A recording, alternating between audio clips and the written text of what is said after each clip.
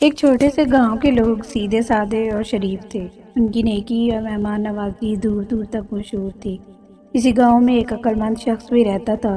لوگ اس کی نصیحتیں سن تو لیتے تھے لیکن ان پر عمل نہیں کرتے تھے۔ ایک ٹھگ نے ان کے متعلق سنا تو وہ اس گاؤں میں بڑی بری حالت میں پہنچا اور لوگوں کو اپنے لٹ جانے کی داستان سنائی۔ ان لوگوں نے ہمدردی کرتے ہوئے اس کی خوب آؤ بھگت کی اور رہنے کو ایک مکان میں انتظام کر دیا۔ کچھ دن گزر گئے تو ٹھگ نے گاؤں والوں سے کہا، مجھے ایک کلاڑی دے دیجئے، میں لکڑیاں کاٹ کر اپنا گزارا کروں گا۔ مجھے یہ اچھا نہیں لگتا کہ آپ لوگوں پر بوجھ بنا رہو۔ لوگ خوشی سے راضی ہو گئے اور اسے ایک کلاڑی دے دی۔ وہ کلاڑی لے کر جنگل کی طرف چل دیا۔ سارا دن وہاں ایک درخت کے نیچے بیٹھا رہا اور شام کو کلاڑی لیے خالی ہاتھ واپس آ گیا۔ لوگ بڑے حیران ہوئے اور پوچھنے لگے کہ خالی ہاتھ کیوں لوٹ آئے ہو؟ کیا کوئی خشک درخت نہیں ملا؟ ٹھگ کہنے لگا، درخت تو کئی تھے لیکن جب میں ایک درخت کاٹنے لگا تو اس درخت نے مجھے کہا، مجھے نہ کاٹو، میں تمہیں بہت مال دوں گا۔ میرا سمند ہو گیا تو درخت نے مجھے یہ ترکیب بتائی کہ اگر تم میرے کھوکھلے تنے کے ساتھ تو دوسری صبح تمہاری رقم دگنی ہو جایا کرے گی۔ میں سارا دن وہاں بیٹھا اس پر غور کرتا رہا کہ جب تک آزما نہ لیا جائے درخت کے سچ یا جھوٹ کے متعلق کچھ نہیں کہا جا سکتا۔ لوگوں نے اپنی عادت کے مطابق اس پر یقین کر لیا۔ انہوں نے اس سے پوچھا، آزمایا کیوں نہیں؟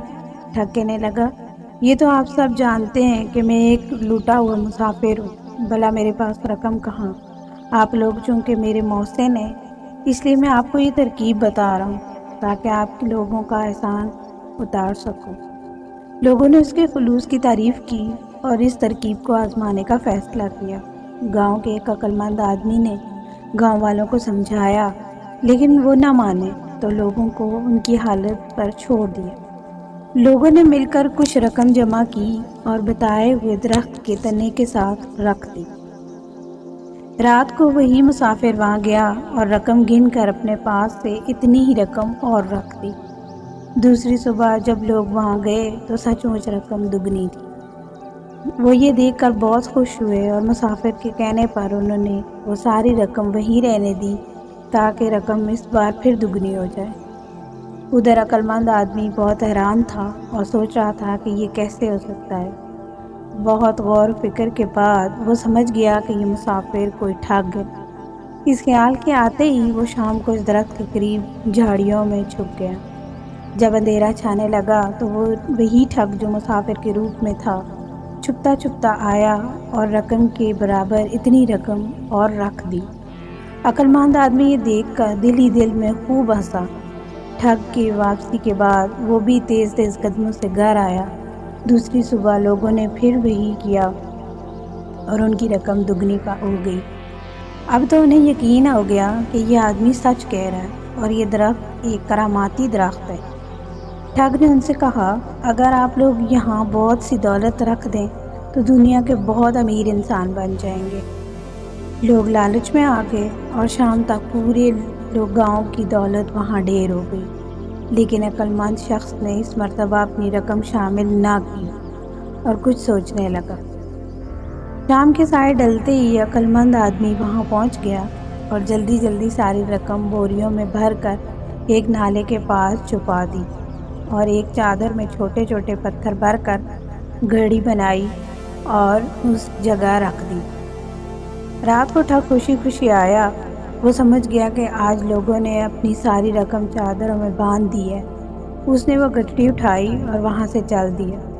ادھر عقلمند شخص کو جب یہ یقین ہو گیا کہ اب وہ دھوکے کے باز نہیں آئے گا تو وہ بھی گھر واپس لوٹ آیا۔ دوسری صبح جب لوگ خوشی خوشی وہاں پہنچے تو رقم وہاں سے غائب تھی۔ سب اپنے سر پیٹ کر رہ گئے۔ وہ ٹھگ کے ٹھکانے پر آئے لیکن وہ وہاں بھی نہیں تھا۔ شام تک وہ اسے ڈھونڈتے رہے لیکن وہ نہ ملا۔ ادھر ٹھگ ساری رات مسلسل چلتا رہا تاکہ گاؤں والوں کی پہنچ سے دور ہو جائے۔ کافی دور جا کر ایک جگہ رک کر جب اس نے گٹھڑی کھولی تو دیکھا کہ اس میں رقم کے بجائے پتھر تھے۔ وہ بڑا سٹپٹایا۔ اسے اندازہ ہو گیا کہ عقلمند شخص کو کسی نہ کسی طرح اس کی ٹھگی کا اندازہ ہو گیا۔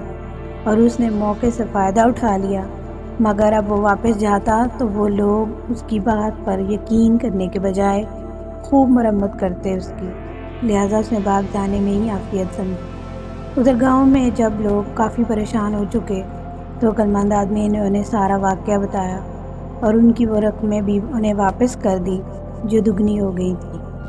لوگ بہت خوش ہوئے اور اس کے بعد سے وہ اس کی نہ صرف عزت کرنے لگے بلکہ ہر کام اس کے مشورے سے کرنے لگے۔